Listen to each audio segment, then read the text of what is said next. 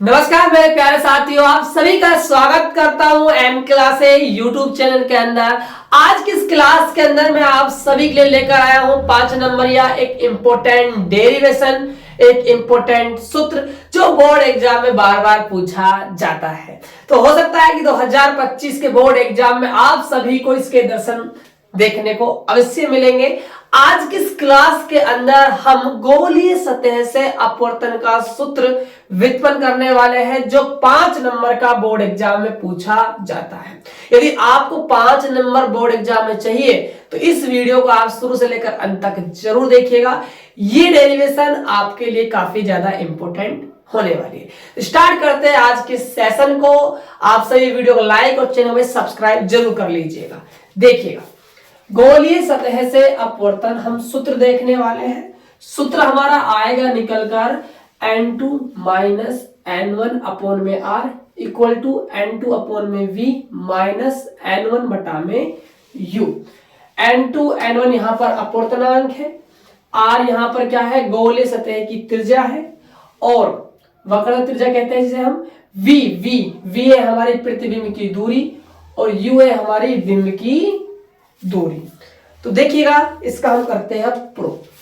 तो यहां पर आपको लिखना है, सबसे पहले हम कर रहे हैं भाई सिद्ध।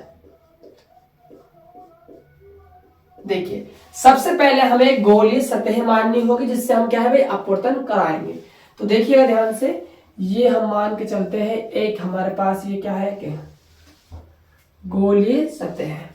ये हमारी गोलीय सतह है, नीचे इसका नाम लिख देते हैं गोलीय सतह, राइट। अब देखिएगा, अब एक गोलीय सतह है, इससे हमें क्या है अपवर्तन कराना है, तो हमें माध्यम की जरूरत पड़ेगी और 2 माध्यम लेने पड़ेंगे। यहां हमारा होता है भाई विरल माध्यम। विरल माध्यम का अपवर्तनांक होता है n1। अंदर वाला है सघन माध्यम, इसका अपवर्तनांक है n2, राइट। विरल और सघन माध्यम क्या होते हैं, अपवर्तन क्या होता है, इसको मैंने इससे पहले वाली जो क्लास हुई थी अपवर्तन और अपवर्तन के नियम में अच्छे से आपको भाई समझा दिया है। यदि आप लोग क्लास नहीं देखा है तो प्ले लिस्ट बनी हुई है, उस क्लास को भी आप जाकर देख लीजिएगा। चलिए, अब देखिए, ये आपकी गोलीय सतह है, तो कहीं ना कहीं गोले से मिलकर ये बनी हुई है।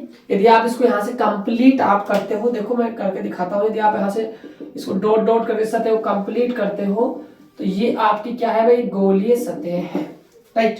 अब देखिए, सतह है तो इसकी क्या है भाई अक्ष भी होगी, तो ये इस सतह की क्या है मुख्य अक्ष है। ये वाली आपकी सतह क्या है भाई मुख्य अक्ष है, तो ये है मुख्य अक्ष।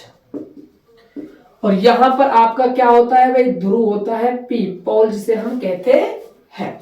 अब देखिए, गोलीय सतह है तो इस गोलीय सतह का कहीं ना कहीं यहाँ पर वक्रता केंद्र रहा होगा। थोड़ा सा आगे की तरफ शिफ्ट कर देते हैं जिससे कि डायग्राम हमारा अच्छा बनेगा। ये हमारा क्या है भाई वक्रता केंद्र यहाँ पर क्या है C है। अब देखिएगा ध्यान से, अब यहाँ पर क्या है, इस अक्ष पर क्या है, एक बिंब रखा हुआ है। यहां पर एक बिंब रखा हुआ है O बिंदु पर, राइट। बिंब किसे कहते हैं, बिंब उसे कहते हैं जिससे प्रकाश आएगा, ठीक है। तो इस बिंब से क्या है, प्रकाश किरणें बाहर निकल रही है। तो देखिए, एक प्रकाश किरण क्या है ध्रुव पर जा रही है, और हमने अच्छे से पढ़ा है अपवर्तन के नियमों में कि जब भी कोई प्रकाश किरण लंबवत आपतित होती है ध्रुव पर तो बिना विचलित हुए सीधी निकल जाती है।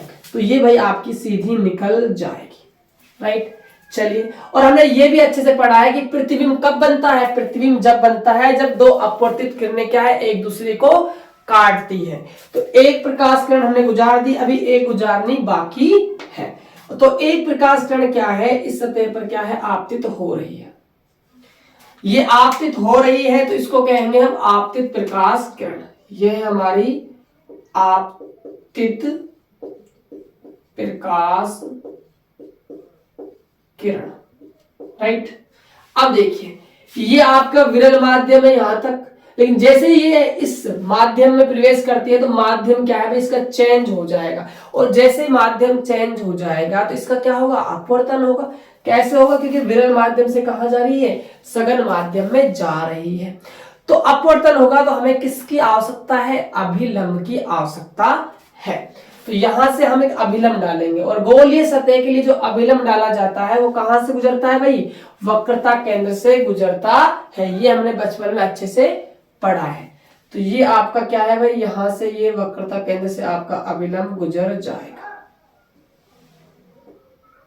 ये आपका क्या है? अभिलंब का काम कर रहा है। ये है आपका अभिलंब। देखिएगा ध्यान से, कुछ भी ना होता, माध्यम चेंज ना होता तो प्रकाश किरण जो है आपकी भाई सीधी निकल जाती। लेकिन आप देख रहे हो यहां पर माध्यम चेंज हो गया। प्रकाश किरण विरल से कहां जा रही है? सघन में। और जब भी प्रकाश किरण विरल से सघन में प्रवेश करती है तो हमने अच्छे से पढ़ा है अपवर्तन के अंदर कि वो अभिलंब की ओर झुक जाती है। ऐसे जाती सीधी बट अभिलंब की ओर झुकेगी तो ये कहीं ना कहीं यहां से गुजरकर यहां भाई आपस में टकराएगी। ये आपके क्या है? अपवर्तित किरण है और ये भी आपके क्या है? अपवर्तित किरण। यहां पर ये दोनों अपवर्तित किरणें क्या है? मिल गई। यहां पर आपका क्या है भाई? इमेज बन गया, जिसे हम आई से व्यक्त कर रहे हैं। ये आपका भाई इमेज बन चुका है। इतना आपको समझ में आ गया होगा। ठीक है, क्या काम हुआ भाई? एक प्रकाश हमारा बीम ओपन रखा हुआ था, एक प्रकाश किरण दूरों से गई, सीधी निकल गई, राइट। ठीक है, और एक प्रकाश किरण सतह पर आपतित हुई, माध्यम चेंज होगा। ठीक है, अभिलंब हमने वक्रता केंद्र से गुजारा, कुछ ना होता तो सीधी निकल जाती, लेकिन विरल से कहां जा रही है? सघन में जा रही है, तो अभिलंब की ओर झुकेगी, अभिलंब की ओर झुका दिया। यहां पर दोनों अपवर्तित किरणें एक दूसरे को काट रही है। यहां पर आपका इमेज बन जाएगा आई, प्रतिबिंब बन जाएगा आई, राइट। इतना काम हुआ। अब देखिए, अब यहां पर हम बात करते हैं कोण की। देखिएगा ध्यान से, एक तो होता है आपतन कोण आई और एक होता है अपवर्तन कोण आर। देखिएगा, आपतन कोण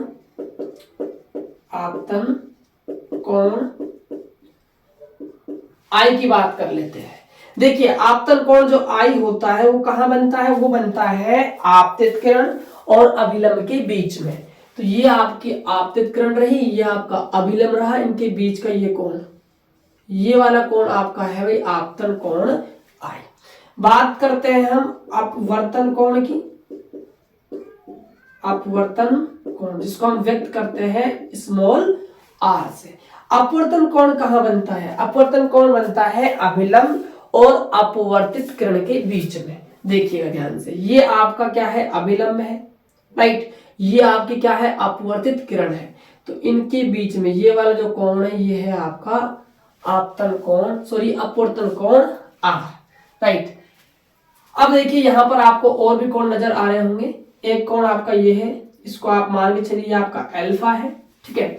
एक कोण आपका ये है, इसको आप बीटा मान लीजिए। एक कोण आपका ये है, इसको आप क्या है? गामा मान लीजिए। ऐसा कुछ नहीं है कि आप अल्फा बीटा गामा ही मानो, वो आपके ऊपर डिपेंड करता है। आप कुछ और भी मान सकते हो। आप इसको θ1, θ2 और θ3 भी मान सकते हो, वो आपके ऊपर डिपेंड करता है, राइट। चलिए आगे काम को बढ़ाते हैं। देखिएगा ध्यान से, यहां से क्या है? हम इस पर थोड़ा सा लंब डाल रहे हैं भाई, ठीक है। इसको मैं m नाम दे रहा हूं, ठीक है। इसको चलो हम n नाम दे देते हैं, इस पॉइंट को n m। देखिए, लंब डालने से क्या होता है, सुनिएगा ध्यान से। ये दो जो द्वारक होते हैं ना, द्वारक की जो सतह होती है बिल्कुल पतली होती है। क्या होती है? पतली होती है। जो आपका n m है वो लगभग एग्जैक्ट ही बोल सकते हैं इसको, वो np के बराबर ही होता है। यानी कि जो हमारा m पॉइंट है, हमारा जो m बिंदु है वो पास में होता है p के, ठीक है। क्योंकि ये सतह क्या होती है भाई? बिल्कुल पतली होती है, ठीक है। क्योंकि हम यहाँ पर ना पतली सतहों के लिए क्या है? अपवर्तन पढ़ते हैं 12th क्लास के अंदर। तो ये जो m है ना वो p के पास ही है, मतलब p के ऊपर ही है, ऐसा आप मान सकते हो। चलिए, इतना काम हुआ, इसको हम थोड़ा सा रब कर देते हैं क्योंकि हमारा काम का है नहीं, सिर्फ समझाने का था जो मैंने आपको समझा दिया। चलिए, इतना काम हुआ। अब इस डेरिवेशन को हम आगे कैसे बढ़ाएं? ये तो है डायग्राम समझ में आ गया। समझिए, आपका 60 से 70% डेरिवेशन का काम हो चुका है। अब हम बात करेंगे इसके डेरिवेशन की, इसको कैसे हम प्रूव करेंगे। देखिए, सबसे पहले हम लगाएंगे यहाँ पर स्नेल का नियम। आप सभी ने अच्छे से स्नेल का नियम पढ़ा होगा। स्नेल का नियम, देखिएगा इसमें का नियम होता है साइन आई बटा में साइन आर इक्वल टू, देखिए अब यहां पर बराबर में लिए जाते हैं भाई अपवर्तनांक। अब अपवर्तनांक कैसे लेंगे वो इंपॉर्टेंट बात है, उसको आप थोड़ा अच्छे से गौर फरमाइएगा। देखिए ऊपर कोण है आई मतलब आपतन कोण, नीचे है आपका आर यानी कि अपवर्तन कोण। आप ये देखिए कि आपतन कोण किस माध्यम में आ रहा है, तो आप कहोगे गुरुजी आपतन कोण जो हमारा आई है वो हमारा विरल माध्यम में आ रहा है, तो विरल माध्यम में इसका अपवर्तनांक क्या है भाई n1 है, तो आपको अपोजिट लेना है, आपको यहाँ पर n2 लेना है अपॉन आर। देखिए किस माध्यम में आ रहा है कोण, आपके गुरुदेव ये सघन माध्यम में आ रहा है, n2 के अंदर आ रहा है, तो आपको क्या है इसका अपोजिट लेना है, मतलब विरल का लेना है अपवर्तनांक n1 लेना है। ऐसे आपको भाई स्नेल का नियम लगाना है, इस बात को आप अच्छे से याद रख लीजिएगा। चलिए आगे करते हैं, क्रॉस मल्टीप्लाई कीजिए n1 sine i equal to n2 sine r, ठीक है इतना काम हुआ।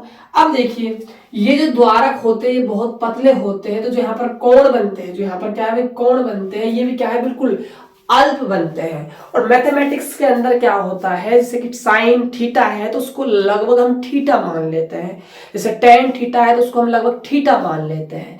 यदि मान के चलिए थीटा है उसको हम टेन थीटा भी कह सकते हैं, जैसे थीटा है इसको हम साइन थीटा भी कह सकते हैं।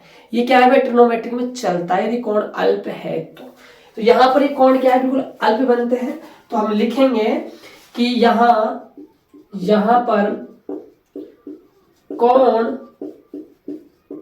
बहुत अल्प होते हैं अल्प होते हैं, तो हम कह सकते हैं इसीलिए जो साइन आई है ना वो लगभग किसके बराबर है आई के, और जो साइन आर है वो लगभग किसके बराबर है आर के बराबर हो जाएगा। तो यहां से हमारा निकल कर आएगा n1 I equal to n2 are, इसको हम नाम देंगे इक्वेशन नंबर फर्स्ट। इतना काम हो जाएगा, स्नेल का नियम लगा दिया, ठीक है समीकरण हमारी एक आ चुकी है। अब हम क्या करेंगे, अब यहाँ पर हम कोण आई और कोण आर का मान निकालेंगे, किसका आई का और आर का मान निकालेंगे। देखिएगा ध्यान से, देखिए कोण जो आपका आई है वो ये वाला कोण है, और जो कोण आपका आर है वो आपका ये वाला है। देखिएगा ध्यान से, यहां पर आपको एक ना त्रिभुज नजर आ रहा होगा एन एम ओ, समकोण त्रिभुज भी हम इसको कह सकते हैं, कोई इशू वाली बात है नहीं। एन एम ओ ये आपको भाई एक समकोण त्रिभुज नजर आ रहा होगा। एक त्रिभुज यहां पर आपको और नजर आ रहा होगा, देखिएगा ध्यान से, ये समकोण है बच्चों, समकोण में रूल नहीं लगा सकते इसलिए मैं दूसरे त्रिभुज की बात करूंगा। देखिए एन सी ओ, ध्यान से देखिएगा, मैं इसको थोड़ा सा कर देता हूं जिससे कि आपको अच्छे से नजर आएगा। इसकी हम बात कर रहे हैं, इस वाले त्रिभुज की हम बात कर रहे हैं, ठीक है। मैं तो थोड़ा सा साइड में करता हूं जिससे कि आपको और अच्छे से समझ में आएगा,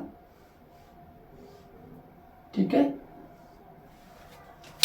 ये आपको नजर आ रहा होगा,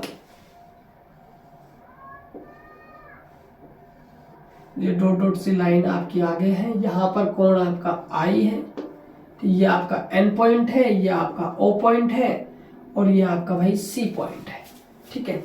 ये कोण आपका अल्फा है, ये कोण आपका भाई बीटा है। मैं इस वाले डायग्राम एन ओ सी की मैं बात कर रहा हूं, ठीक है। अब देखिएगा ये क्या है, त्रिभुज है, त्रिभुज के अंदर यहाँ पर दो तो क्या है अंत्यकोण है, और एक क्या है आपका भाई बाह्य कोण है, जिसे हम बहिष्कोण का नाम भी देते हैं। तो हमने बचपन में अच्छे से पढ़ा है कि यदि कोई त्रिभुज है, उस त्रिभुज के अंदर दो आंतरिक कोण है और एक बहिष्कोण है, तो जो बाहर वाला कोण होगा ना वो बराबर होगा दो आंतरिक कोणों के योग के। ये हमने बचपन में अच्छे से पढ़ा है। तो हम यहां से कह सकते हैं कि जो आई है हमारा वो बराबर है अल्फा प्लस में बीटा के, ठीक है। इतना मेरा समझाना था, इसको मैं रफ कर रहा हूं। तो जो आई कोण है वो हमारा इक्वल है अल्फा प्लस में बीटा के, राइट। आई का मान हमारे पास आ चुका है। अब हम निकालेंगे आर, देखिएगा ध्यान से। अब आर की बात करें, अब ध्यान दीजिएगा, आप त्रिभुज नजर आ रहा होगा आपको एन आई सी, ये वाला जो त्रिभुज है, ठीक है, ये वाला त्रिभुज जो है आपका ट्राइंगल, इसको थोड़ा ध्यान से देखिएगा। यहां पर आपका कोण आर आ रहा है, ठीक है, और यहाँ पर जो आपका बाहर वाला कोण है वो है आपका बीटा। तो आप कह सकते हो जो हमारा बाहर वाला कोण है बीटा वो बराबर है आर प्लस में गामा के, आर प्लस में गामा के। ऐसे कह सकते हैं यहां से कि त्रिभुज हमने किससे बात की भाई, एन ओ सी से, यहाँ एन ओ सी से, और यहां हम बात कर रहे हैं त्रिभुज एन आई सी से, एन आई सी से, राइट। तो यहां पर हमारा हो जाएगा ये beta equal to r plus में गामा। हमें आर का मान निकालना है तो आर हो जाएगा बीटा माइनस का गामा, इतना काम हो जाएगा। अब आपके पास आई भी है और आपके पास आर भी है।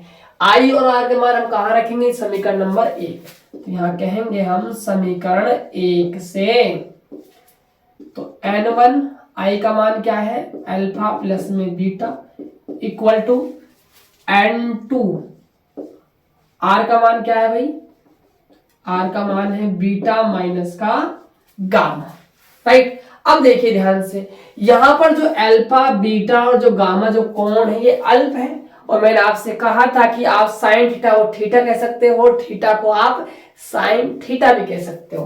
तो यहां पर हम अल्फा को लगभग हम टेन अल्फा भी कह सकते हैं, साइन को कह सकते हैं, टेन को कह सकते हैं, ठीक है। और जो हमारा बीटा है इसको हम लगभग टेन बीटा भी कह सकते हैं, और जो हमारा गामा है इसको हम लगभग टेन गामा भी बोल सकते हैं। चलिए n1 यहां पर आपका टेन अल्फा प्लस में ten beta equal to n2 यहां पर टेन बीटा और यहां पर माइनस का टेन गामा हमारा हो जाएगा। इसको इतना करने के बाद अब आपको देखो आगे क्या करना है। यहां पर आपके दिमाग की बत्ती जलनी चाहिए। ये आपका दिमाग है और ये दिमाग की क्या है भाई, बत्ती है। अब देखिए, अब आपको यहां पर मान निकालने हैं, टेन अल्फा का मान निकालना है, टेन बीटा का मान निकालना है, टेन गामा का मान निकालना है। और टेन है तो कहीं ना कहीं में त्रिकोणमिति काम आएगी, और त्रिकोणमिति काम कब आती है, जब हमारे पास समकोण त्रिभुज होता है। तो यहां पर यूज करके चलना है हमें समकोण त्रिभुज का। देखिएगा ध्यान से, सबसे पहले हम निकालते हैं टेन अल्फा। तो पहले तो आप ये ढूंढिए अल्फा कोण किस समकोण त्रिभुज के अंदर है। तो ये रहा भाई आपका अल्फा कोण। तो अल्फा कोण आपका जो है वो एन एम ओ, ये जो आपका एक राइट एंगल जो बन रहा है समकोण त्रिभुज, इसके अंदर है। ये कोण आपका अल्फा है। कोण के सामने वाली भुजा होती है लंब, ठीक है। तो लंब हो गया आपका एन एम कह दो चाहे आप एन पी कह दो, एक ही बात है। और आधार आपका हो गया ओपी कह दो चाहे आप ओ एम कह दो। तो मैं आपको एन एम और ओ एम कहूंगा, बाद में मैं ओपी बराबर में ओ एम कर दूंगा, ठीक है। तो यहां पर हमने क्या यूज किया, समकोण त्रिभुज यूज किया, कौन सा, N M O, N M O. तो यहां पर टेन जो अल्फा है, लंब क्या है हमारा एन एम, और हमारा आधार क्या है ओ एम कह दो चाहे एम ओ कह दो, एम ओ कह देते चलिए, ठीक है। ये हमारा टेन अल्फा आ गया। आगे देखिएगा, अब हमें निकालना है बीटा, टेन बीटा। तो बीटा कोण ये रहा, ये आपका एक समकोण बन गया, कौन सा, एन एम सी। यहां लिखेंगे त्रिभुज एन एम सी से, राइट। देखिएगा ध्यान से, तो टेन बीटा इक्वल टू, तो कोण के सामने वाले भुजा होती है लंब, एन एम आपका लंब हो गया, अपोन में आधार क्या हो गया आपका भाई एमसी हो गया, ठीक है। एमसी आपका आधार हो गया, इतना काम हो जाएगा। आगे देखिए, टेन गामा निकालना है, तो गामा आ रहा है भाई यहां पर। समकोण त्रिभुज कौन सा बनेगा, एन एम आई, त्रिभुज एन एम आई से। तो टेन गामा इक्वल टू, कोण के सामने वाले भुजा लंब, लंब क्या है एन एम है, और आधार हमारा हो जाएगा एम आई। इतना काम होने के बाद अब आपको ये मान यहां पर रखने हैं। एन1 टेन अल्फा है हमारा एन एम बटा में एम ओ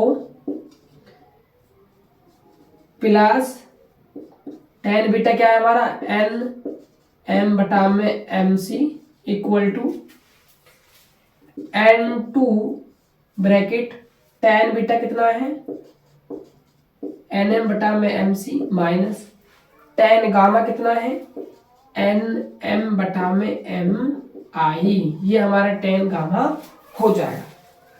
इतना करने के बाद आप ध्यान से देखिएगा, आपको यहां पर कुछ नजर आएगा, ठीक है। कुछ वैल्यू गलत तो नहीं लिखी ना, बस ये देख लीजिए सारी वैल्यू ठीक है, हाँ सारी वैल्यू ठीक है। अब देखिए यहां ऊपर से ना एन एम कॉमन आ जाएगा दोनों तरफ से, और कॉमन आने के बाद कट भी जाएगा। तो यहाँ N1 1 अपॉन में MO प्लस में 1 अपॉन में MC equal to N2 1 upon में MC माइनस 1 अपॉन में MI आ जाएगा। अब देखिएगा ध्यान से, जो हमारा MO है वो लगभग बराबर ही तो है PO के। अरे हाँ या ना, जो MO है वो लगभग किसके बराबर है PO के, क्योंकि द्वारक पतले है इस वजह से। और जो हमारा MC है वो लगभग किसके बराबर है PC के बराबर है, PC के। और जो हमारा MI है वो लगभग बराबर है PI के। तो ये आपका PI हो जाएगा। यहाँ पर देखिएगा आगे N1 1 अपॉन में PO प्लस में 1 अपॉन में PC, N2 1 अपॉन में MC है हमारा PC माइनस 1 अपॉन में MI है हमारा PI, राइट। अब देखिए, अब आपको PO PC और PI का भाई मान पता होना चाहिए। देखिए कैसे निकालेंगे, PO PC और PI, इन तीनों के हमें मान निकालने हैं। देखिए ध्यान से, PO P से लेकर O तक की दूरी, P से लेकर O तक की दूरी, यानी कि P है हमारा ध्रुव और O है हमारा बिंब। तो ध्रुव से लेकर बिंब तक की दूरी क्या कहलाती है भाई, बिंब दूरी कहलाती है। इसको हम व्यक्त करते हैं स्मॉल u से। और देखिए यहाँ पर u तो आपकी दूरी आएगी, माइनस की आएगी या प्लस की आएगी, याद करो चिन्ह परिपाठिया अच्छे से पढ़ाया है मैंने भाई। देखिए प्रकाश किरण ऐसे जा रही है, हाँ या ना, प्रकाश किरण ऐसे जा रही है, इधर की तरफ जा रही है, प्रकाश किरण ऐसे जा रही है। तो ये जाने की दिशा है प्रकाश की, और आप इधर दूरी का मापन कर रहे हो, मतलब अपोजिट हो गए आप, तो माइनस आ जाएगा, राइट। PC P ध्रुव से लेकर C तक की दूरी, C क्या है आपका भाई, वक्रता केंद्र है। तो ध्रुव से लेकर वक्रता केंद्र के बीच की दूरी कहलाती है वक्रता त्रिज्या। इसको हम व्यक्त करते हैं कैपिटल R से। आपके चलने की दिशा और प्रकाश के चलने की दिशा सेम है, इसीलिए आपकी दूरी आएगी प्लस की। PI ध्रुव से लेकर I तक की दूरी, I क्या है, जहां पर हमारा प्रतिबिंब बन रहा है, तो ये दूरी है हमारी प्रतिबिंब दूरी V। माइनस क्या आई है, प्लस क्या आई, आप ऐसे चल रहे हो, प्रकाश भी ऐसे ही जा रहा है, मतलब प्लस की आएगी, राइट। इतना आपको भाई समझ में आ चुका होगा। अब देखिए वैसे ये मान रखने हैं, आगे आपको कैलकुलेट करना है। थोड़ा सा जीके का सॉर्टेड इशू है भाई, है ना, थोड़ा सा हो जाएगा मैनेज, कोई इशू नहीं है ऐसा खास भी। चलिए देखिए N1 अपॉन में, सॉरी अपोन में नहीं है, ब्रैकेट है, यहां से स्टार्ट करते हैं जिससे कि डेरिवेशन कंप्लीट आ जाए। 1 अपॉन में PO माइनस का U plus 1 upon PC plus का R equal to N2 1 upon PC plus का R minus 1 upon PI V। इतना काम हो जाएगा। आगे देखिए, अब आपको N1 और N2 को ब्रैकेट के अंदर मल्टीप्लाई कर देना है। तो यहां से N1 अपॉन माइनस का U प्लस N1 बटे में R, N2 बटे में R, N2 बटा में V हो जाएगा, राइट। अब आपको आगे क्या काम करना है, आपको क्या है, R जिसमें आ रहा है, दोनों पदों के अंदर R है, तो R वाले पदों को हमें एक तरफ करना है, बाकी चीजों को हमें दूसरी तरफ कर देना है। तो देखिएगा ध्यान से, N1 बटे R को मैं इधर पहुंचा रहा हूं, ये माइनस का हो जाएगा, N2 बटे B को मैं इधर ला रहा हूं, ये प्लस का हो जाएगा। तो N2 बटा में V और ऑलरेडी यहाँ माइनस का n1 बटा में u चल ही रहा है इक्वल टू n2 बटा में r, ये इधर जाएगा तो माइनस का हो जाएगा, n1 बटे में r हो जाएगा। राइट, अब देखिएगा यहां से आप r आपका एलसीएम आ जाएगा, ठीक है, r आपका एलसीएम आ जाएगा, क्या बचेगा n2 minus n1 equal to यहाँ आपका n2 बटा में v माइनस n1 बटा में आपका u आ जाएगा। ये भाई आपका फॉर्मूला निकल कर आ जाएगा। देखिए यही आपको भाई प्रूव करना था, अच्छे से आप देख लीजिए, यही हमारा फॉर्मूला है, किससे, गोले सतह से अपवर्तन का सूत्र है। और ये कैसे प्रूफ हुआ, अच्छे से हमने अच्छे से समझा, हर एक कॉन्सेप्ट को समझा और हमारा फॉर्मूला भाई आ गया है। तो आई होप कि आपको ये डेरिवेशन काफी पसंद आया होगा। कोई भी आपका डाउट बच गया हो बच्चों तो कमेंट बॉक्स खुला हुआ है, आप उसमें बता दीजिएगा। साथ के साथ में डिस्क्रिप्शन बॉक्स में व्हाट्सएप ग्रुप और ऐप का लिंक दिया हुआ है, ऐप को और व्हाट्सएप ग्रुप जाकर एक बार डाउनलोड जरूर कर लीजिएगा ताकि आपको हर एक क्लास का समय पर नोटिफिकेशन मिल सके। तो मिलते हैं और एक बेहतर वीडियो साथ, तब तक के लिए जय हिंद, वंदे मातरम।